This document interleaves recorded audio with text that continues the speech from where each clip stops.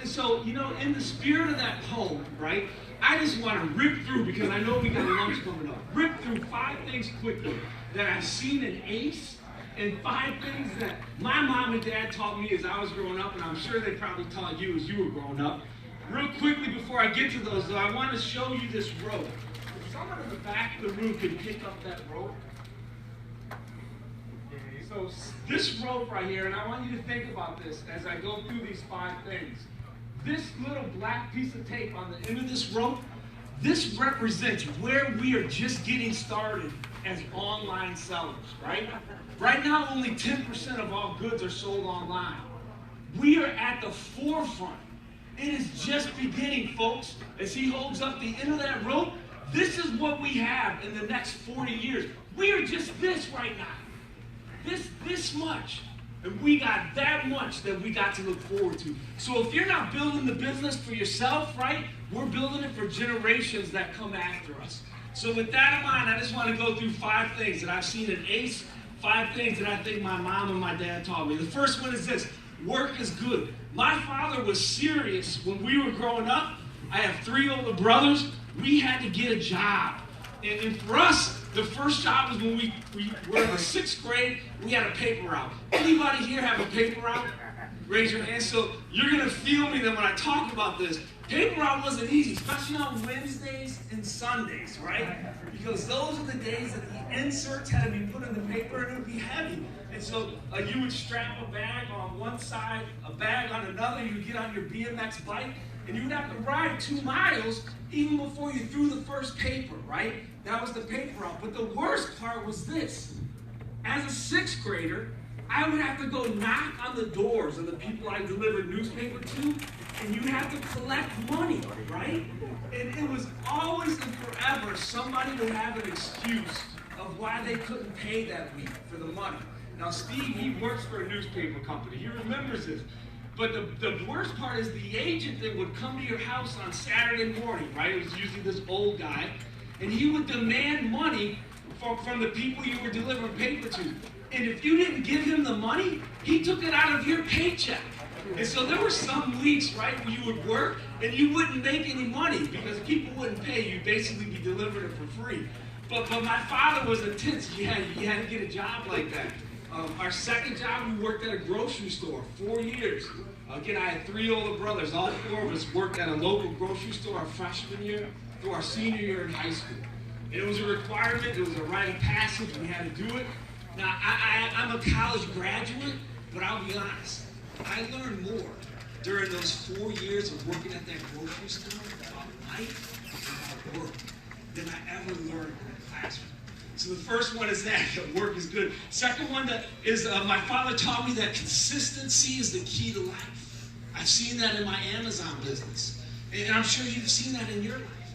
When you marry consistency and effort, success always comes. The third one is one that my mom taught me, and that was this. Look out for the interests of others as much as you look out for your own. Fascinating. Last night, I love coming to these conferences because I love talking to other sellers. Every time I talk to another seller, I see that there's another way to make money on Amazon. And so when you look out for the interests of others, right, your life changes. And my mom, what she would used to do is she would go visit nursing homes. So when I was age about 4 to 7, she would take me along. Now back then, as you can imagine, as a young kid, I used to hate going. But my mom would go to these nursing homes that were filled with elderly people. There were government-funded nursing homes nobody wanted to go to. And I can remember going to these nursing homes, and even now I remember the smells, right, when I would enter that place. And my mom would go to these homes. She would sacrifice her time. She played the accordion and she sang. And she would go and she would love on these elderly people. And when I would go, because they never saw children, they would always want to pat me on the head. They would rub me on the shoulder. I didn't like the experience. But now as I get older, I figured it out. She was looking out for the interest of others as much as she was looking out for her own interests. And I've seen that in my Amazon business. I've seen that in Sam and his team in this previous year where they've sacrificed time looking out for the interests of others as much as they look out for their own interests. That's the third one. The fourth one is this. My father was a farmer growing up. You know anything about farmers? They have a lot of grit and perseverance. And that's one thing my father always hammered to us. It doesn't matter how much talent we have. He would say, sons, look, do you got the grit and do you got the perseverance? And so I often share a story of a person who's really close to me, I think, that demonstrates this. It's about a little girl. Her name was Rose. When Rose was 4 years old, her father was in prison for murdering another man. When Rose turned 7, her mother, who was struggling with a mental illness, jumped off of a bridge and committed suicide. Rose lived in the projects of Johnstown, Pennsylvania. She lived with her grandmother and her mother and 2 sisters. 3 months after her mother committed suicide, Rose's grandmother died. And so she had lost her father to prison at the age of 4. Now she had lost her mother and her grandmother at the age of 7. Rose and her sisters didn't know where they were going to go. She didn't know who was going to take care of her. And an aunt in Harrisburg, Pennsylvania, volunteered to care for Rose. And so Rose moved to Harrisburg. She was in Harrisburg for 3 months. And she was crossing the street, didn't look one way, got hit by a car. The impact was so great. She was in when she was in the ambulance, she flatlined, and they had to bring her back to life. She was in the hospital for 6 months during that time.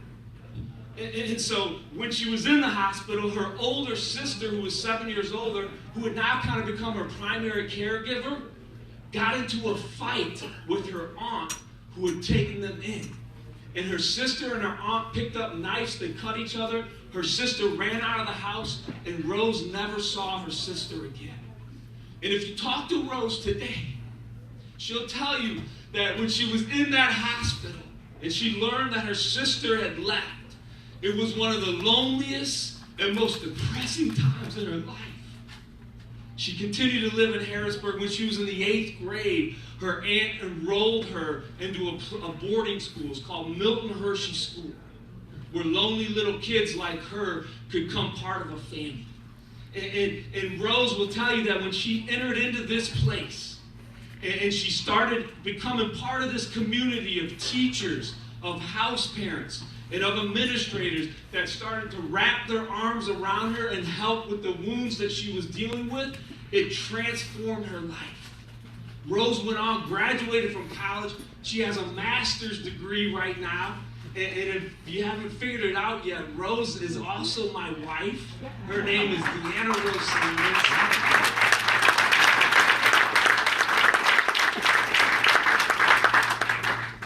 We've been married for 20 years, but she always reminds me, again, when I look at her, I have no excuses. I think it was the grit and the perseverance that she carries. And look, as Amazon sellers, the world is at our feet. Think about that rope. We got the whole way for that rope. And if we combine what a lot of folks are saying today, you combine that with grit and perseverance, it's amazing what we can do. So that's the fourth thing. The fifth thing is this, and this is the last, is my parents taught me, and they hammered it into us, to live by the golden rule. To do unto others as you would have them do unto you. And I think as I've looked and been part of these Facebook groups, as I've been part of ACE, that's what I see over and over again. People sacrificing their time to help other people out. And there's an interesting story I'll use, and this is it, and then we can go eat. And it's about a young Jewish couple named Enrique, some people call him Eric, and Esperanza. They lived in Spain in the late 1400s when Spain expelled all the Jews out of their country. And Enrique and Esperanza had to go somewhere, and they found out that there was a community, a Jewish community in the mountains in the Holy Land. And so Enrique, who some people called Eric, and Esperanza, they got on a boat and they made it to the Holy Land and became part of a little community there. They were devout. they were a devout Jewish couple, and so they would go to the synagogue, and they didn't understand all the time what the rabbi would say, but they went. And one time during the rabbi's message, Enrique heard the rabbi say that God likes bread. He was talking about when they used to offer 12 loaves of bread before the Romans destroyed the temple. And Enrique looked at Esperanza with a smile. And when they got home, he said, Esperanza, I heard it. God likes bread. Esperanza, you're the best bread maker in the whole city. He said, Esperanza, you're going to bake God some bread. And I'm going to bring it to the synagogue. And I'm going to put it in the Holy Ark. So Esperanza that week baked 12 loaves of bread, and she kneaded it with the most love and care that she possibly could have. And Enrique put the bread in his burlap sack. He went to the synagogue. He looked around, made sure nobody was watching. He walked up to the Holy Ark, and he said, Senor Dios, I don't have a lot to give, but I'm going to give you the best bread that you've ever eaten. And so he opened up the Holy Ark, and he put it in, and then he tiptoed back out.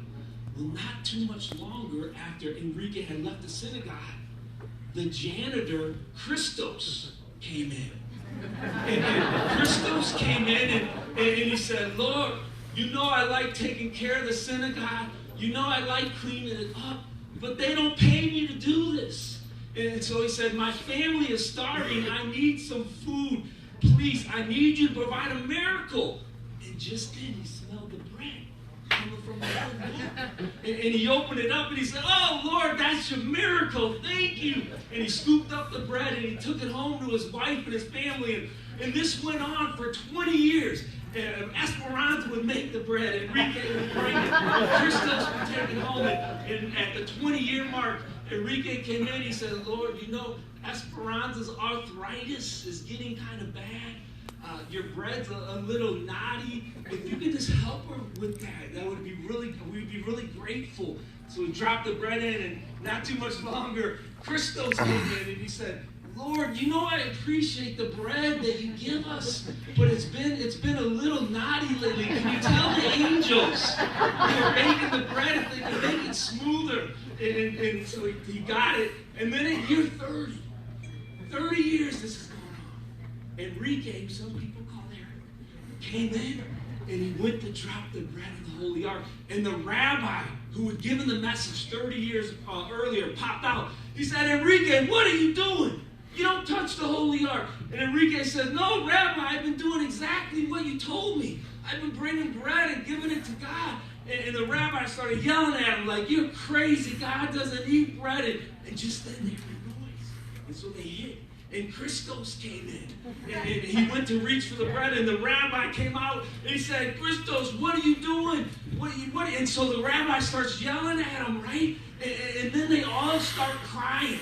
The rabbi's crying because it was his message that got confused. And Enrique is crying because God has never tasted Esperanza's bread.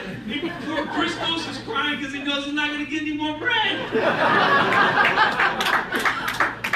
And just then, the wise rabbi, Samuel, who some people call Sam, is at the back of the room. And he came up and he said, gentlemen, calm down. He said, listen, God has never had more joy and laughter than watching what's been happening in this synagogue week after week and year after year. He said, don't you see it? He said, this whole time, Enrique's been bringing the bread. Christos has been getting the bread. Wow, God gets all the credit. And then he said this, Enrique, now you must do the harder thing. He said, now you must get the bread and you must give it to Christos directly and believe it's as if you were giving it to God. And Sam, as this age community continues to grow, may we help one another with that same type of devotion. Thank you.